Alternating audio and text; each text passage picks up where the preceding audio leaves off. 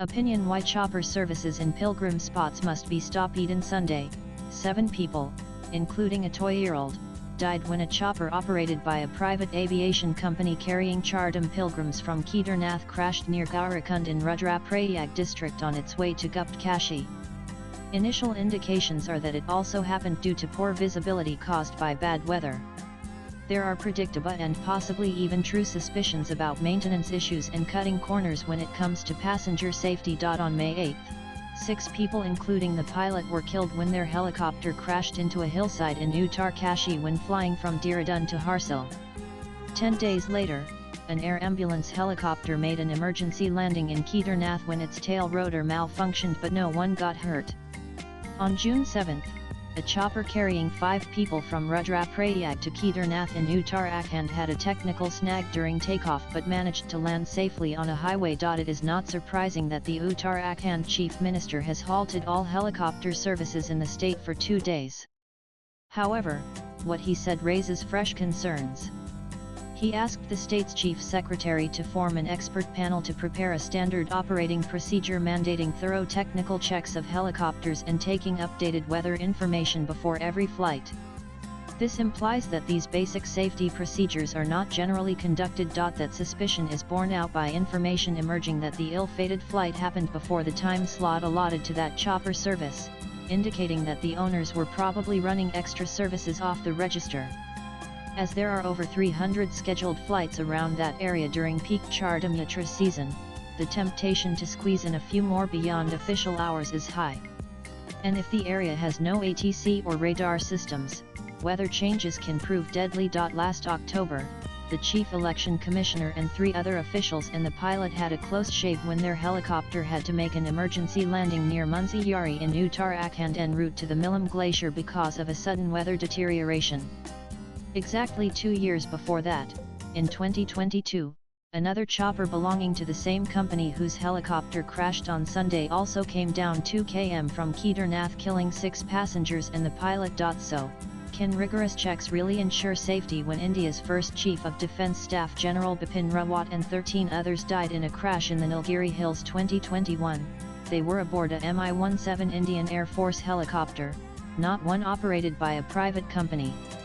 And yet, even with 2 very experienced IAF pilots at the helm, their helicopter hit a tree and flew into the hillside just minutes from its destination. The Defence Services Staff College at Wellington. A Tri-Service Court of Inquiry examined the evidence of the flight data recorder and concluded that it was a controlled flight into terrain CFIT.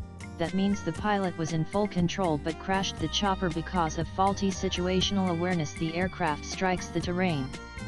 The helicopter was apparently flying at a lower than expected altitude when it entered a rolling cloud bank that reduced visibility to the extent that it hit the hillside while engulfed in it. Back in 2009, a state government helicopter carrying the then Andhra Pradesh CM Rajsekhar Reddy and 4 others took off from Hyderabad but flew into bad weather and tried to fly around it.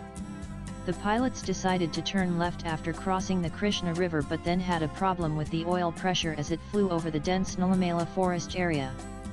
They were trying to search the manual for a remedy when the chopper crashed into a hillside while banking left. In May 2011, Dorhi Kandu, then CM of Arunachal Pradesh and 4 others including 2 pilots died when their single-engine chopper crashed at 13,000 feet near Sela Pass in the West Kameng district while flying from Tawang to Itanagar.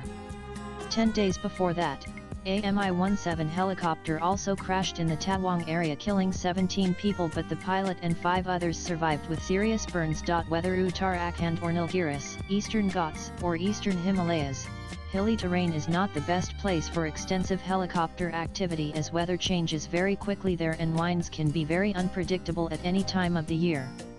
Unfortunately, there have been plenty of helicopter crashes in non-mountainous areas too, notably one that killed India's then Lok Sabha Speaker GMC Balayogi in 2002 in Kaikalur in Andhra Pradesh due to bad weather. It may be argued that politicians and officials often need to get from one place to another quickly and helicopters offer the best option if roads are not good and there are no railheads or airports nearby.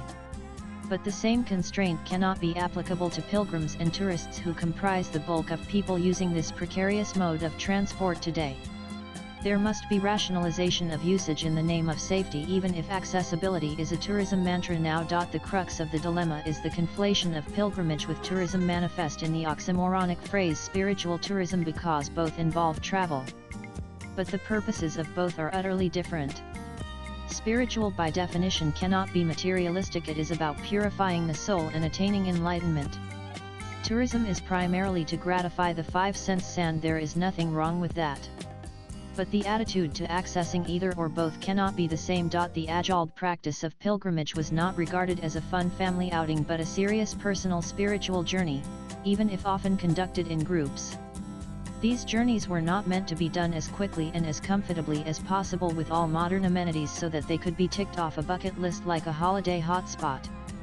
In fact, temples like Guruvayur and Sabarimala still prescribe mental and physical preparations, including austerities for pilgrims. Just because Chardam and many other pilgrimage destinations are in beautiful locales does not mean they should be treated like tourism spots that seek to make their customers happy with conveniences from free airport transfers to heated pools. Pilgrimages are a sacred journey, where exertion to arrive at the presence of the Almighty is expected of devotees of many faiths, like undertaking Hajj to Mecca or walking to Santiago de Compostela in Spain. Unlike many faiths, there is no extra merit in going on a pilgrimage. For Hindus it is a personal choice. But it is not meant to be an easy choice, to be fitted into a holiday itinerary and cushioned with whatever comforts money can buy for the journey. Devotion rather than wallets are the prerequisite, and the authorities need to lay down rules of conduct, if the sacredness of pilgrimages are to be maintained as well as the safety of both people and the holy locations. The states in which popular high-altitude pilgrimage spots are located particularly need to take some tough decisions, as the numbers will continue to rise, putting pressure on infrastructure in an ecologically fragile and climatically unpredictable area. The number of people who take helicopters are a fraction of those who go by road and vehicles and then on foot or hooves, and hence limiting such chopper services to emergency evacuations must be considered. Swipe left for next video. Before the advent of helicopters, did devotees not make it to remote pilgrimage spots? Ensuring private helicopters are not taking dangerous liberties with the rules is next to impossible, given our Indian propensity to cut corners. However, good roads, adequate rest and recuperation facilities, efficient hospitals, and provision for wheelchairs should enable thousands of pilgrims to make it to these places and provide many more jobs for locals too. The author is a freelance writer. Views expressed in the above piece are personal and solely those of the author. They do not necessarily reflect NEWS18's views. Latest blogs.